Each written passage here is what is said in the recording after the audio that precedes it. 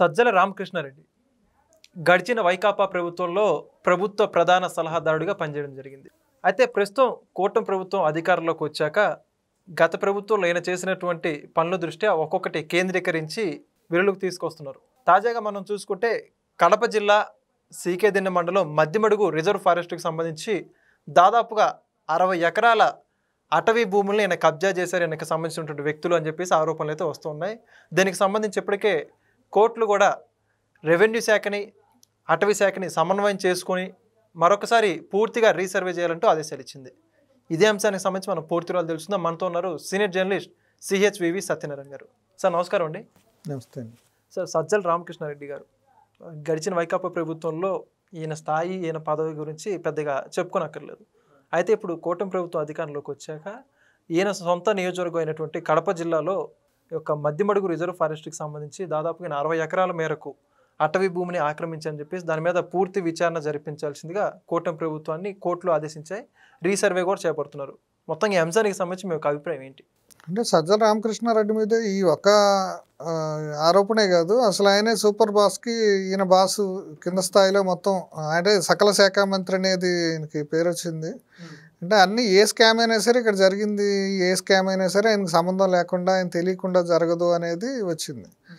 అంటే ఇవన్నీ హోల్సేల్, అది ఇప్పుడు రిటైల్ మీరు చెప్పేది ఆయన సొంత విషయం, పర్సనల్. ఈ హోల్సేల్గా అన్ని స్కాములతోటి ఆయనకి ఈ సోషల్ మీడియాకి సంబంధించిన గొడవల్లో వాళ్ళ అబ్బాయికి సంబంధాలు, అంటే ఆయనకు తెలియకుండా ఏ పని జరగదు. ఆయన దేవుడి గుళ్ళో పూజారికి తెలియకుండా ఏం జరగదు.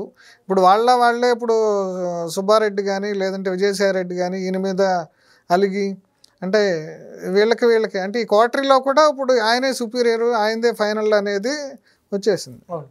ఇక ఫారెస్ట్లో ఏంటి ఏమి ఆక్రమించినా, ఇప్పుడు అక్కడ రిషికొండ చూస్తే వైజాగ్లో అది ఆక్రమించారు. కేంద్ర ప్రభుత్వం ఎన్విరాన్మెంటల్ వాళ్ళు ఎన్ని చెప్పినా సరే వాళ్ళ నియమ నిబంధనలన్నీ ఉల్లంఘించారు. అట్లాగే అంత చేసిన వాళ్ళకి ఇది ఫారెస్ట్ భూమిని ఆక్రమించడం పెద్ద విషయమే ఉంది. ఇప్పుడు కాకపోతే ఏంటంటే రెవెన్యూ అధికారులకి ఫారెస్ట్ వాళ్ళకి ఎప్పుడు కూడా వివాదం ఉంటుంది, సమన్వయం ఉండదు. ఎందుకంటే జనరల్గా ప్రతి శాఖలో కూడా సమన్వయం లేకపోవటం వల్లనే అక్రమార్కులకి అవకాశం ఉంటుంది ఏదైనా సరే. ఎందుకంటే ముందు ఈ రెండు శాఖల మధ్య సమన్వయం ఉంటే తప్పు చేసేవాడికి అక్కడ పోయే అవకాశం ఉండదు. ఎందుకంటే ఇక్కడ మీరు బాగానే ఇన్ఫర్మేషన్ అవతల వాళ్ళకి చేరితే వాళ్ళు అలర్ట్ అయ్యి ఇదిగో రెవెన్యూ వాళ్ళు అటవీ శాఖ వాళ్ళకి చెప్పటము, అటవీ శాఖ వాళ్ళు రెవెన్యూ వాళ్ళకి చెప్తాం, సమన్వయం ఉంటే అంటే ఇది ప్రభుత్వ ఆస్తి, దీన్ని మనం కాపాడాలి అనే స్పృహ అధికారులకు లేదు. అంటే ఎట్లా తయారైందంటే ఏ గవర్నమెంట్ చేతిలో ఉంటే లేకపోతే ఏ ఇన్ఫ్లుయెన్స్, ఏ పెత్తందారి అక్కడ ఉంటే వాళ్ళ చేతిలోకి వెళ్ళిపోతుంది. ఇప్పుడు అక్కడ మదనపల్లిలో కూడా డైరెక్ట్గా అసలు రెవెన్యూ ఆఫీసును ఫైల్స్ తగలబెట్టే స్థాయిలో ఉందంటే ఇప్పుడు రాజకీయ నాయకులు పలుకుబడి, అసలు ఇది ఏం ప్రజాస్వామ్యం, అసలు ఏం గవర్నమెంటు, అసలు గవర్నమెంట్ ఉందా లేదా, లేదంటే ఇప్పుడు ఏదో కొంతమంది కలిసిన దాని ఆలిగార్కీ అంటారు, అది ఒక ముఖ పాలన, లేదంటే గవర్నమెంట్ అని అనుమానం వస్తుంది. ఇప్పుడు అంటే పోయినసారి ఇట్లాంటి పరిస్థితులు ఉన్నప్పుడు ఈయన చేసిన ఇది చిన్నదే స్కామ్ అయ్యిద్ది. ఓకే, ఇప్పుడు రెవెన్యూ అధికారులు వాళ్ళు అంటే ఇప్పుడు ఈ కూటమి ప్రభుత్వం వచ్చాక ఇప్పుడు ఎన్ని స్కామ్లను బయటకు తీస్తారు. ఇప్పుడు దాంట్లో లోకల్గా ఉండే లీడర్స్ వాళ్ళు వీళ్ళు అటాళ్ళు ఇటు ఉంటారు. అధికారులు కూడా ఇప్పుడు ఎట్లయిపోయారంటే బయాస్డ్గా తయారయ్యారు. ఇప్పుడు నీతి నిజాయితీలతో ఉండేవాళ్ళు వాళ్ళని బతకనిచ్చే పరిస్థితి లేదు. అంటే ఈ వ్యవహారం కోర్టు ఆదేశించింది కాబట్టి ఇప్పుడు కోర్టుకు కూడా మళ్ళీ నివేదికలు ఇవ్వాల్సింది వీళ్ళే, ఈ అధికారులే ఇవ్వాలి. ఇప్పుడు ఎందుకంటే జడ్జి వచ్చి డైరెక్ట్గా పోయి డిసైడ్ చేసేది కాదు. అందుకే రెవెన్యూ రికార్డుల్లో ఇప్పుడు చాలా గందరగోళం ఉంటుంది. మన కూడా వాళ్ళు సపరేట్గా అది ఆ చట్టం తీసుకురావటం వల్ల సగం ఓడిపోయింది. ఇప్పుడు గవర్నమెంట్ ల్యాండ్ టైటిలింగ్ యాక్ట్ తోటి వాళ్ళు ఇష్టం వచ్చినట్టు చేద్దామని అనుకోవటం వల్లనే వాళ్ళు దెబ్బతిన్నారు. అంటే ఆ స్థాయికి వెళ్ళిపోయిన వాళ్ళకి ఈ స్కామ్లు చిన్న విషయం ఏముంది అంటే నిజానికి ఇది ప్రూవ్ అయ్యి ఆయనది అంటే హ్యాండ్ ఓవర్ చేసుకోవటం కానీ శిక్ష పట్టడం కానీ జరిగితే మంచిదే. అది అసలు ఏ బినామీ పేరునుందో, ఆయన పేరు డైరెక్ట్గా ఉందో లేదా బినామీల పేరునుందో లేదా ఆ టైంకి మళ్ళీ బినామీలను బయటకు తీసుకొస్తారు. అంటే చట్టాన్ని కూడా ఇప్పుడు మనం చూస్తుంటే ఒక తప్పు చేసిన వాడిని శిక్షించడానికి వాడు ఏదో చిన్నాడైతే ఇప్పుడు కోడికత్తు సీన్ లాంటి ఉంటే వాడు ఎన్నాళ్ళైనా జైల్లోనే ఉంటాడు. ఇప్పుడు ఈ పెద్ద వాళ్ళు ఎవరు ఉంటే వాళ్ళ దగ్గరికి చట్టం చేరటము, వాళ్ళని చట్టం శిక్షించడం కూడా చాలా టైం పడుతుంది.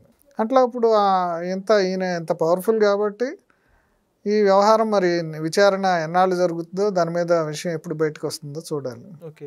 మరి అయితే ఇక్కడ మరి ఏదైతే కోర్టు విచారణకు ఆదేశించినటువంటి నేపథ్యంలో ఒకవేళ అక్కడ అక్రమం జరిగిందని చెప్పేసి వాస్తవాలు బయటకు వస్తే దాన్ని వెనుకున్నటువంటి వ్యక్తుల పరిస్థితి ఏంటంటారు, అంటే వాళ్ళ భవిష్యత్తు ఇంకా? ఎందుకంటే పెద్ద పెద్ద ఆరోపణలే ఉన్నాయి. ఎందుకంటే మొత్తం గవర్నమెంట్నే వాళ్ళ ఒంటి చేత్తో నడిపి, ఇప్పుడు ఏ స్కామ్ తీసుకున్నా సరే ఆయన పేరు ఉంది. ఇప్పుడు ఈవెన్ మీకు లిక్కర్ స్కామ్లో ఆయన పేరు లేదంటావా? ఏది జరిగినా సరే, ఇప్పుడు దేనికి సంబంధించిన ఏది జరిగినా సరే, ఏ అవకతవకలు జరిగినా సరే ఆయన పాత్ర ఉంది, ఆయన ఆదేశాలతోటి ఏదైనా జరిగింది అనేది చెప్తున్నారు. ఇప్పుడు బయటకు వచ్చిన డొక్కా మాణిక్ ప్రసాద్ లాంటి వాళ్ళు కూడా మాణిక్ వరప్రసాద్ లాంటి వాళ్ళు కూడా ఇప్పుడు లోపల విషయాలన్నీ బయటికి చెప్తున్నారు. అందుకని ఇన్ని స్కాముల్లో ఉన్నాడికి ఆ స్కామ్లోంచి బయటపడినా పడిపోయినా ఏమైంది, కొన్నాళ్ళు నడుస్తుంది కేసు. ఇప్పుడు ఎట్లా అయిపోయిందంటే న్యాయ వ్యవస్థ ఇప్పుడు జగన్ మీద 17 సంవత్సరాలు 18 సంవత్సరాల క్రితం కేసులు వచ్చినాయి. అవి ఏం నడుస్తుంది అంటే ఇప్పుడు కోర్టుకు వెళ్తే నెమ్మదిగా జరుగుద్ది, అయినప్పటికి అవుతుంది, అప్పుడు మళ్ళీ పై కోర్టుకు వెళ్తారు. అంటే వీళ్ళకి ధైర్యం ఏంటంటే వెంటనే శిక్షలు పట్టలేదు, ఇన్వెస్టిగేషన్స్ ఫాస్ట్గా జరగట్లేదు. ఇప్పుడు అక్కడ వాళ్ళ బాబాయ్ మర్డర్ కేసు ఉంది, అది సిబిఐకి అప్పచెప్పారు, అది ఎప్పటికి తేలుతుంది? అసలు తేలుద్దా లేదా కూడా అసలు ఎవరు చేశారు నేరగాళ్ళు బయటపడతారనే ఆశ కూడా పోయింది. అంటే అట్లాంటి పరిస్థితుల్లో ఇప్పుడు ఈ కేసులో కూడా ఏముంది, ఈ కోర్టులో ఏదన్నా ఆయన మీద ఇది వస్తే ల్యాండ్ తీసుకుంటారు గవర్నమెంట్, ఏదన్నా ఫైను, అంటే పెద్ద భయంకరమైన శిక్ష కూడా కాదు కదా ఇవాళ ల్యాండ్ గ్రాబింగ్ అనేది. ల్యాండ్ గ్రాబింగ్ అనేది మనం భయపడి మామూలు ఆడికి కానీ ఆ స్థాయిలో ఉన్నాడికి అది పెద్ద విషయం కాదు, పై కోర్టుకు వెళ్తాడు మళ్ళీ. అట్లా ఇప్పుడు చేయటం వల్ల ఇప్పుడు ఏమవుతుందంటే చట్టం అనేది పరిహాసానికి గురవుతుంది. ఇప్పుడు ప్రజాస్వామ్యంలో చట్టం అనేది ప్రజాస్వామ్య పరిరక్షణకు ఉండాల్సిన ఇది పరిహాసానికి గురవుతుంది. దానికి ఇది ఒక ఉదాహరణ అన్నమాట. Thank you sir.